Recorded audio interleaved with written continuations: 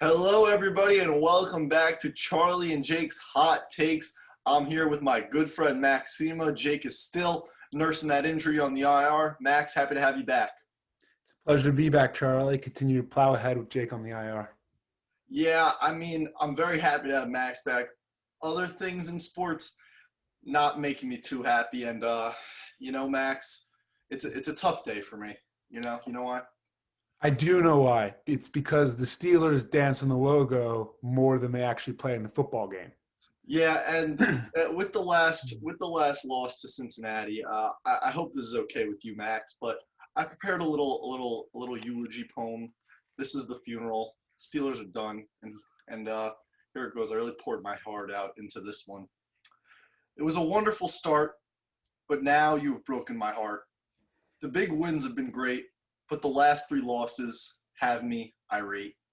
The run game is dead. The backs run like chickens without a head. The football team stumped us. The fans tried to stay calm and not make a fuss. Then came the Bills. Watching that game was akin to swallowing pills. Finally, Monday night against the Bengals, Big Ben and the offense were in shambles. Juju makes his TikToks, and it seems to only lead to him getting rocked. The Browns are on your tails. All the fans are biting their nails. The criticism finally feels justified. The Steelers aren't Super Bowl contenders, but rather a bunch of average guys. That was hard. That was really hard to write. It It was was a hard. little bit free on the free verse for me, Charlie, but it was a good attempt. First, just to talk about a little bit, the Steelers trying to improve at least. Tomlin seems to have talked to Juju, and Juju said, for the betterment of the team, I'm done with the logo dancing. I think that was a factor. I honestly just think this team isn't very good. Ben's Yeah. showing his age a little bit. 5 touchdowns, 4 picks during the losing streak. Defense, a lot of injuries, and the offense is starting to show some showing a lot of cracks outside of Ben. There's no run game. The receivers are just not producing like they were at the beginning of the season. And for Pittsburgh, going 11-0 during a pandemic where any week a positive test can mess everything up is a accomplishment in itself. But I just think the idea that they are Super Bowl contenders and a real threat to Kansas City or even Buffalo in the AFC is just not an accurate uh, judgment of that team. I agree with you there, Charlie, but moving on from, old teams who used to be good and going down now, I'd like to start talking about people with potential, young players who are coming into their own. And at the top of this list, I'd like to bring up Jalen Hurts. Okay. I don't know if you caught that Eagle Cardinals game, but my man can play, Charlie. Yeah, we were going to talk about this last week, I remember. They were like, let's give it a week. Let's see who he plays against the Cardinals. Maybe it was just a one game kind of aberration, if you will. And then he comes out, and he was awesome this week. He was better this week against the Cardinals than he was the Saints. And it's just he's got that dual threat. And it's so crazy how 5 years ago we would come in and we would do the same show and we talk about how being a runner is kind of a barrier to entry in terms of being a good quarterback. And now if you can't run and take those extra yards, it's pretty much game over for you because you just can't. That you need that asset. You need that part. You need to be able to create yards, create gains on with your legs. And he's just such a good dual threat. He can throw the ball. Definitely. Like when you're comparing, running quarterbacks, you're usually comparing it to Lamar Jackson. He is the prime example in our league. And, Jalen Hurts is still a young, inexperienced guy. So there were times in this Cardinals game where he tried to tuck it and run, or he made bad decisions about when to run, led to sacks and the pocket collapsing. But for the most part, unlike Lamar Jackson, he picked his spots great, which of course Lamar does, but he knew when to sit back in that pocket and just throw dots. And that's something that you don't see as much with Lamar Jackson. He's more ready to tuck it away and run, but Jalen Hurts really showed that he can sling the ball. Yeah, that's the thing. He threw 44 passes against the Cardinals, 338 yards and 3 touchdowns, no picks. That's an impressive stat line. That's like you see that stat line, and you don't know who it is, I don't think the first person you're guessing having that one is Jalen Hurts. He really was just doing everything, a lot of things right. Another thing that really stands out to me, 1 turnover in 2 games. That's big. That's a thing that a lot of young quarterbacks struggle with. And if he's moving the ball well, which he was, I mean, they put up 26 in that game, very, very solid. The Cardinals defense is very underrated, in my opinion. And then he also adds that running threat, like we were talking about. He is a guy who I think all of a sudden, I wasn't sure about him coming into the draft. I do have that on a couple of older episodes from draft season. If fans want to take a look back at that to poke a little fun at me, but he's so far so good. Not to mention at the end of this game when the Eagles were trying to claw back, the man was given, I think, less than a minute to drive down the field. And, given he did not score this touchdown, but he drove the field. He faced, I think, a couple 3rd and 4th downs where he was pressured and in, very intense moments, and he kept his cool, didn't do anything irrational, drove the ball down the field. And, if this was a field goal game, he would have gotten the field goal, but it was not. And he took his good shots at the end zone, and he looked very composed in his 2-minute drill. Yeah, and I just think now Like now you're just, if Hurts came out and struggled, okay, you're probably going to maybe go back and see what Wentz can give you for the rest of the season. But now you're in a situation, if you're Philadelphia, you have no reason to put Carson Wentz back in the game. Not only is Jalen Hurts playing well, Jalen Hurts is winning you games. He won you the game against New Orleans, and he was very close to doing it against Arizona. That's 2 very solid teams. And now it's just the Schefter came out saying that that there were rumblings around the Eagles that Carson had no interest in being a backup. So I think with the way that Jalen Hurts is playing and the way that Carson Wentz struggled, this is kind of coming to an ugly divorce for the Eagles and Carson Wentz. Definitely, which I hate to say because I myself am a huge Carson Wentz fan. I believe in all things Carson Wentz, but he didn't bring it this season. He didn't bring it. Eagles put in someone that has, and he doesn't deserve that starting spot. Yeah, and I mean, just to go into the details a little bit, Wentz got that summer 2019, he got that 4-year, $128 million extension. So he is on the hook for a lot of money. So they're going to have to figure out a trade, see if somebody's able to take him.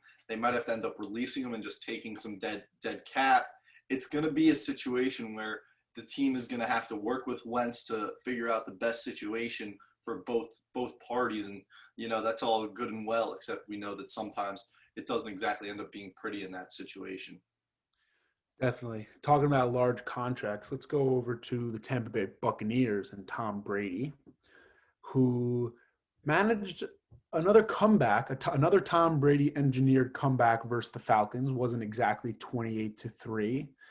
But the Falcons continue to show the season that they just cannot hold leads as Tampa Bay comes back and beats them 31-7. Do you have any thoughts on that, Charlie? Yeah. So I think that it's crazy to me, one, that first of all, the Falcons, I mean, I don't have an exact number, but how many games should the Falcons have won? How many were there? 5, just and about. They could be in it. They really could, and They could be well above 500 football team. If they could close out games, I mean, it's just tough for Atlanta. Ever since that Super Bowl loss, it's kind of set the tone for what has been just a lot of teams with talent since that 2016, 2017 Super Bowl run, but no playoffs, no results. And for Atlanta, it's almost like Matt Ryan's getting up there in age. You tried Todd Gurley. That's kind of, although he looked good at the beginning of the season, that's just kind of blown up a little bit. He's only had 1 carry last game. Yeah, he's been kind of taken out of the offense. Julio's getting up there in age. So you really don't know what the next step is. And, I mean, more and more we're seeing player movement.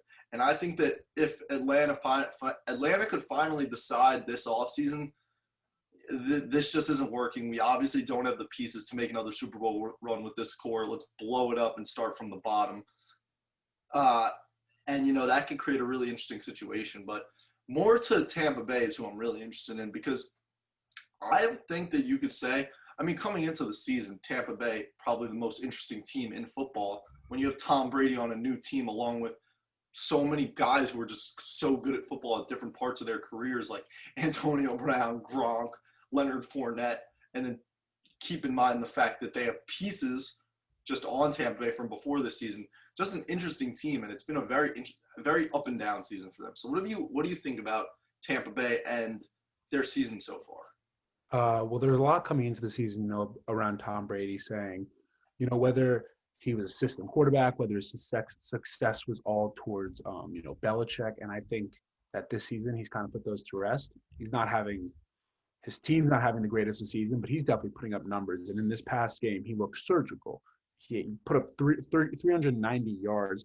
He threw to about 11 different receivers, and he went absolutely wild, came back at the end of this game in classic Brady fashion. He doesn't always, he only threw two touchdowns. He's not always going to throw five, but he gets Leonard Fournette down to the 2, down to the 1, and he gets him into these running situations and really just showing that what a great game manager he is. Yeah, I mean, I like that you use the word surgical because that's just a great way to describe Brady and how he plays. He can really dissect the defense and make the plays that he needs to make. And the arm is looking live. That the game-winning touchdown to Antonio Brown, that was a deep ball, and that was a great connection. Antonio Brown and Tom Brady connecting in 2020. I don't know what you would think if I told you that in 2018, if I told you that in Tampa Bay we would have a Tom Brady Antonio Brown team up. But yeah, and what has stuck out to me for Brady is that he started off the year that terrible game against the Saints. Then the next 7 games they were 6-1. Brady was really good. He had very few picks, and then it's kind of gone down a little bit. They've been losing some games, not losing every game obviously. They've been just playing some decent ball. Brady's been turning the ball over a little bit, like that game for example, when they played in Los Angeles, the Rams. Brady's turnovers killed them. And now the last 2 games, he has no picks. He's been playing really well, and the team is responding. I don't know if there's a team that is more dependent on their quarterback playing really well than the Buccaneers, because they just are such a good team when Brady is on. Definitely. Not to mention, I feel like throughout a lot of Tom Brady's career, at least in the latter half with the Patriots, he didn't face much adversity in the regular season. Mm-hmm. What was his division? He's playing the Jets twice a year. They were good for 1 year. The Dolphins, who were historically bad up until these past couple of years, and the Bills, who were nothing special. And he didn't really face a lot of adversity, and this is the first time he has. And it's been amazing to see how he's been bouncing back. He's not used to not always doing what he wants and getting the success that he has, but hasn't really let it change him and change his attitude, and he's brought it each and every week. And not to mention the type of firepower that he has to play around with on offense. With these old Patriot teams, he had good receivers, do not get me wrong, but some of those guys, Julian Edelman, Wes Welker, Danny Amendola, they were kind of, Tom Brady made guys who very much benefited from Having Brady, yeah, for sure. having Brady. But guys like Mike Evans, Antonio Brown, Chris Godwin, Gronk he's always had, but Leonard Fournette and McCoy, those are guys that do not need Tom Brady to be explosive, and you add Tom Brady in there, it's almost nuclear. Yeah, and that's what really sticks out to me is the fact that you can have a couple guys having bad games. You have guys to go to. If it's not Godwin's day when he's getting open, if they're covering him well, then Antonio Brown or Mike Evans is probably going to be able to make some noise. And when you had that dearth of weapons, you're bound to explode at some point. And now it's kind of feeling like, okay, this Bucs offense is really feeling like they're in a rhythm and starting to make some serious noise. Yeah, I don't know about you, Charlie, but this is not a Bucs team. I don't think that the record reflects exactly how good of a team they are, and it's not a team that I would want to play in the playoffs. Oh, yeah. And I think it's interesting because they're a very up and down team, if you will.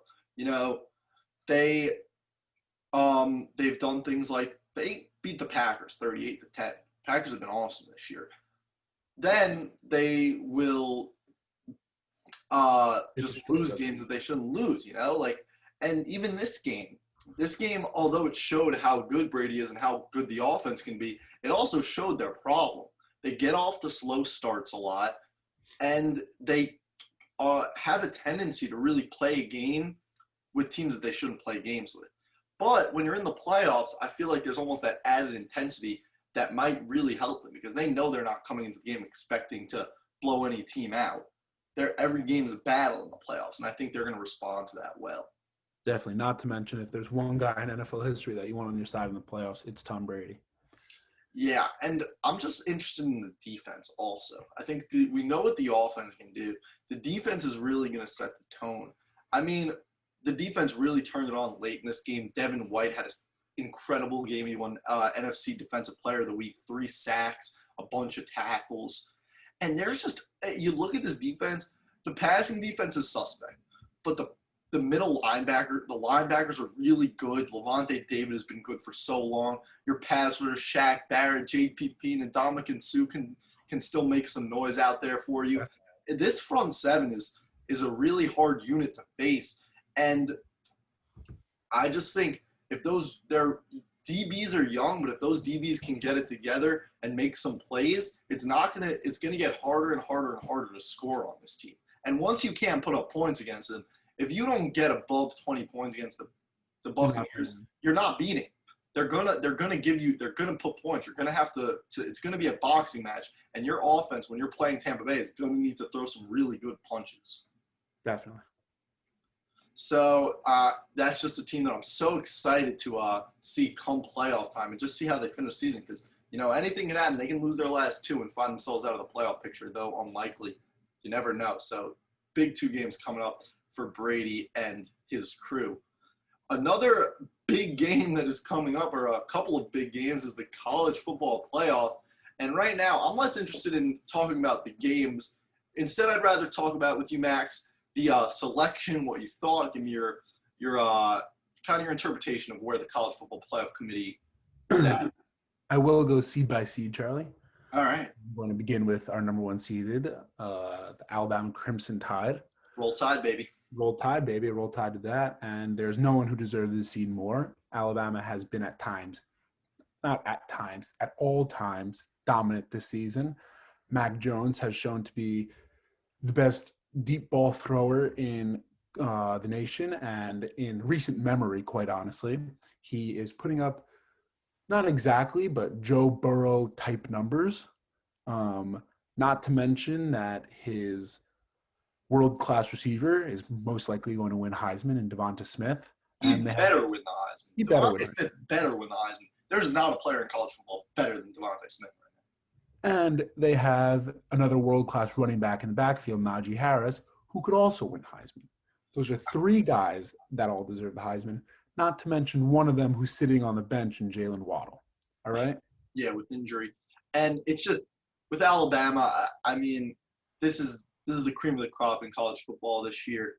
There's nothing to fight here. Great, they should be the number 1 seed. They're my favorite to win it all, and nothing wrong with that.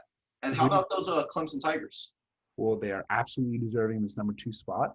I think a lot of years they'd honestly probably be a number 1 seed, and they have a once-in-a-generational type quarterback in Trevor Lawrence.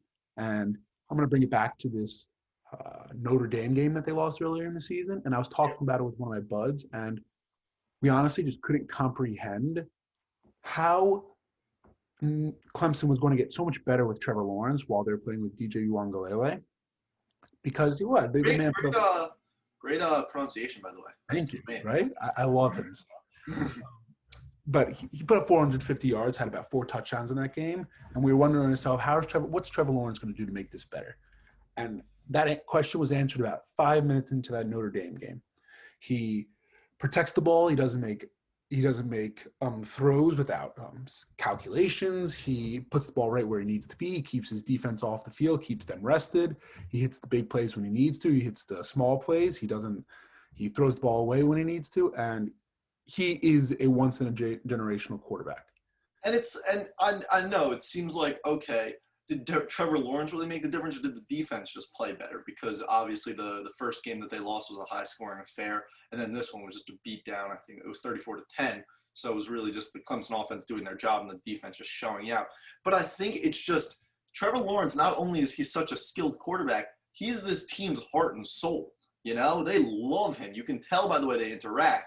And I just think that the defense, along with the added intensity of first of all, playing the same offense twice, which you don't really get to do a lot in college football, you get to learn a lot from the tape. You get to see what they did right and you did wrong, kind of correct those things.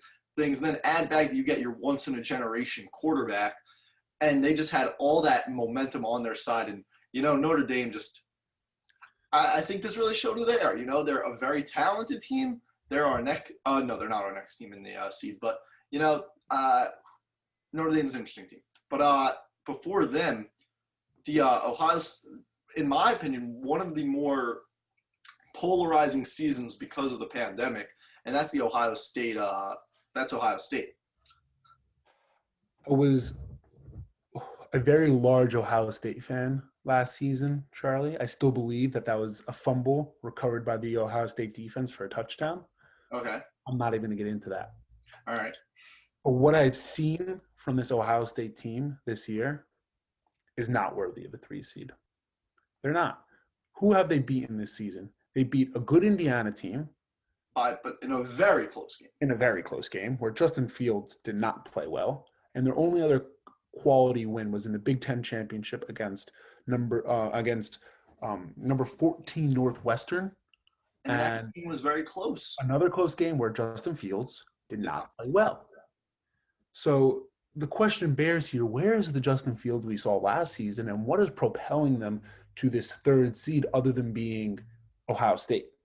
Exactly, and I think also it's precedent. You know, does the committee really feel comfortable with putting a 1-loss non-ACC championship Notre Dame at 3 and putting an undefeated Big Ten champion Ohio State at 4? I think that's really what it came down to, and it's kind of like a precedent thing where they weren't going to do that.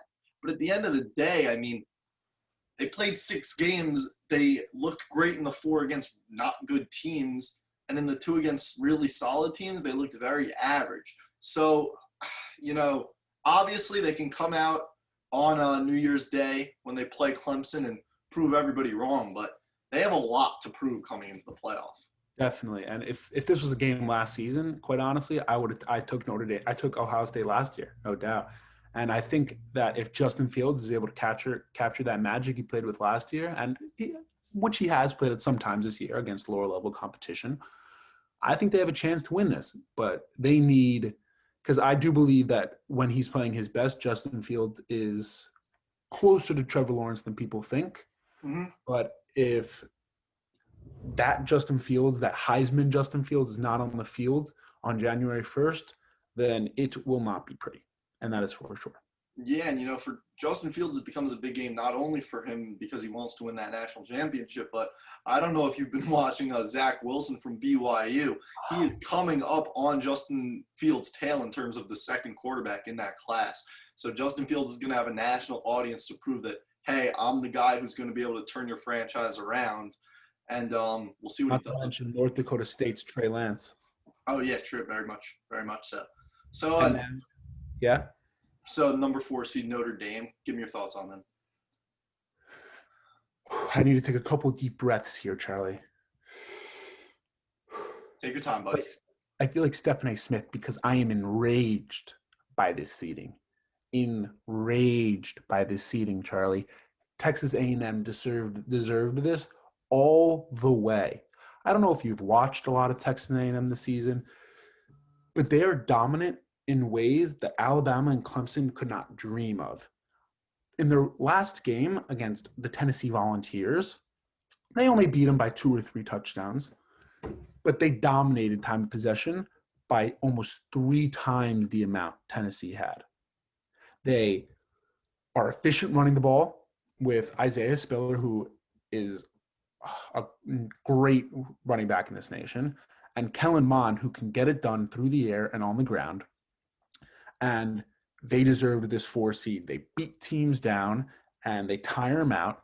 And it is a beautiful thing to watch. And this Notre Dame team, realistically, they had one great win versus Clemson, but it wasn't even Clemson at their best because I don't know if you remember, but it wasn't even Trevor Lawrence who wasn't playing. They had a lot of other people out due to COVID in that game. Fair. And in this ACC championship, it wasn't just a loss to Clemson. It was a beatdown. They had one garbage time touchdown where they cut it to 24. It was a beatdown, Charlie. They do not deserve this 4 seed. I have trouble because at the end of the day, I see where the committee's coming from in terms of they have immense respect for Dabo and Clemson, but you have to look at Texas A&M and think, okay, you probably saw the Jimbo Fisher interview after the Tennessee game. He says, no one-loss SEC team has ever not made the playoff. If we can't be in this league and play to that level and not make the playoff, if we can't do that, there's an issue. And in a way, I think he's right, but I also think this year everything's out the door. We're playing during once in a lifetime global pandemic. Everything's messed up, and I also think that Texas A&M, they were so dominant. But if I can read you some of these scores, they beat Vanderbilt by 5, a horrendous Vanderbilt team. Mississippi State by 14, Arkansas by 11. LSU by 13. I'm going to have to cut you off right there, Charlie. This was a very large thing while watching this Tennessee Volunteers game, the most recent game, they talked about, because this is exactly what they wanted the committee to avoid. When you watch Alabama and Clemson, they have a lot of big plays resulting in a lot of high-scoring games and a lot of big blowouts. But a game like that Tennessee game or that LSU game or that Auburn game, that's a blowout in Texas A&M's definition of a blowout. Because if you go into those games and you look at time of possession, Texas A&M is almost double the time of possession because they might not bomb it down the field and score all those points, but they'll take a whole quarter and punch in a 2-yard rushing touchdown and demoralize your defense. Yeah, and I think that also it lends the question, did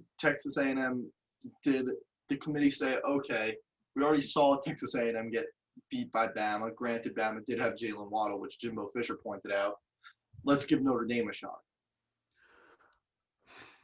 I think maybe, but I also think that you can equate that Texas A&M lost to Alabama and that Notre Dame lost to Clemson almost, even though I still think that the Notre Dame loss to Clemson is a little bit more shameful and embarrassing. Yeah. And then you want to look at what they did the rest of the season. I mean, they hung up 41 and beat number 7 Florida. They took down a good Auburn team, and they handled all their SEC opponents throughout the year. I mean, that's more impressive than whatever Notre Dame did, beating up on low-level Syracuse. Sorry, Charlie. It's tough. We're on the rise, though. Punter you. Yeah, and, Notre Dame did have the win against UNC. We'll see how Texas A&M plays against UNC because that's actually their bowl opponent, but I expect them to handle them easily. That'll show us a lot, honestly. But I think that more than anything, what this year shows is that the playoff needs to be expanded or the group of 5 needs to have their own playoff. And I'll tell you why. First, let's take a look at a team like Cincinnati or Coastal Carolina. Coastal Carolina, playing in the Sun Belt, having a great year. They know they don't have the schedule, so they have a game canceled due to COVID, and then they host BYU in an unprecedented situation, scheduling a game on the fly. It was awesome, great game. They win it in dramatic fashion, and you know what the reward is for an undefeated season?